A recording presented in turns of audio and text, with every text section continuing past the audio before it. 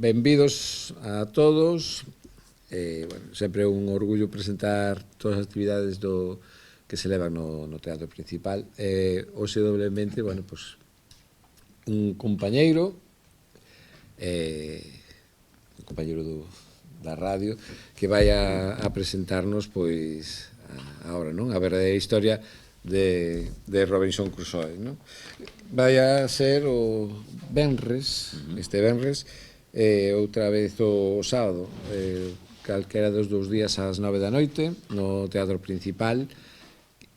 Van a debutar, deleitarnos con esta obra que levan moito tempo preparando, e seguro que vai a ser un éxito. Por a miña parte, nada máis, convidarvos a todos e a todas a que acudades, como é habitual, ao teatro e disfrutar desta nova creación de Fran, de Fran Ameixeira e Fran Campos, nunca mellor dito. Pola miña parte, nada máis, el vai vos explicar un poquinho máis polo miúdo o que é este espectáculo.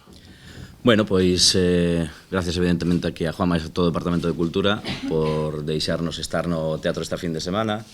Agradecerlle evidentemente todo o traballo que están a facer de difusión, de organizar esta roda de prensa para darle máis difusión a través dos medios. Grazas a vos por estar aquí.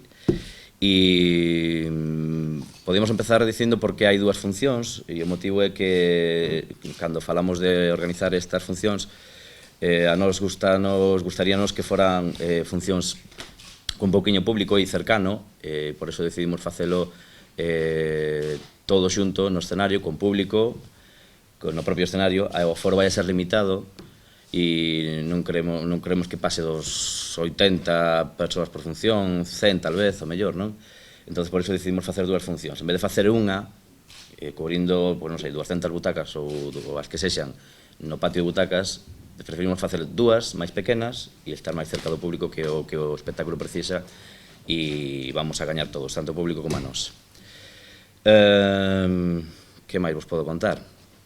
Que bueno, o espectáculo está basado na coñecidísima historia de Robinson Crusoe, que escribiu Daniel Defoe aí lá polo 1700 e pico, 1791, e nos gustanos moito esta historia. A historia é unha novela de éxito que coñece prácticamente todo o mundo coñece a Robinson Crusoe, inda que non lera o libro ou vira algunha película.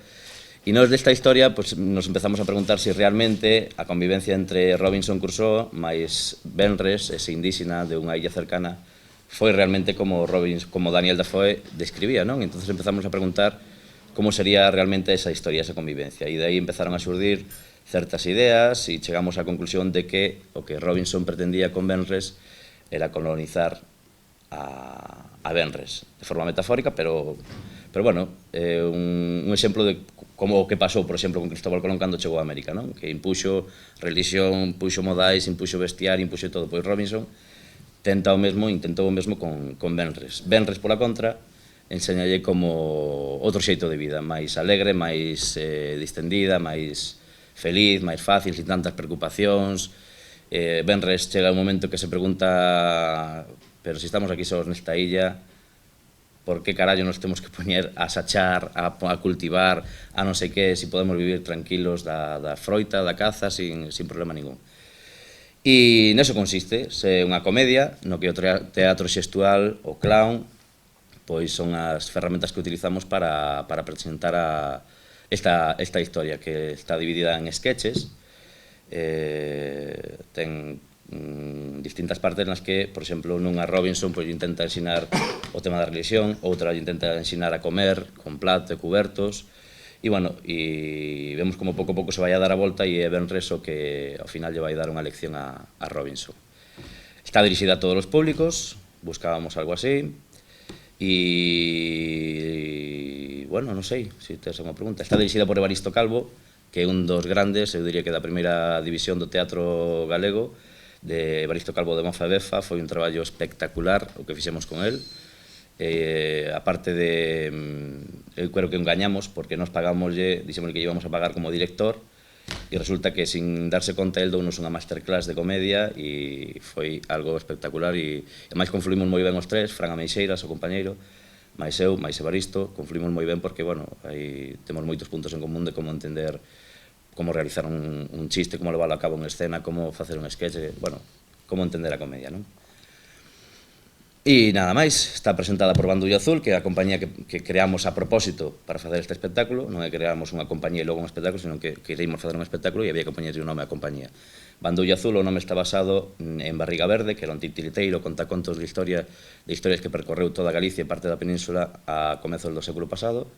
Barriga Verde, repito, e nos puxémoslle Bandullo Azul, unha pequena homenaxe a ese personaxe.